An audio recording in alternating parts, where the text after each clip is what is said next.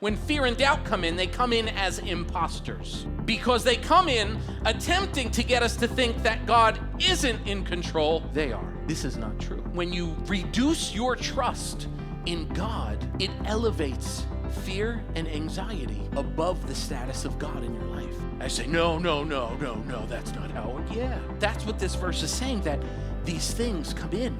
And when we give them more attention than we give the creator of the universe, we're saying that, oh, my God is not powerful enough, and we know that he is. When God, the creator of the universe, is allowed to dwell within us, no amount of doubt or fear could ever land a blow, because our shield of faith will deflect it. Because a raised shield of faith turns enemy fire into harmless misfires.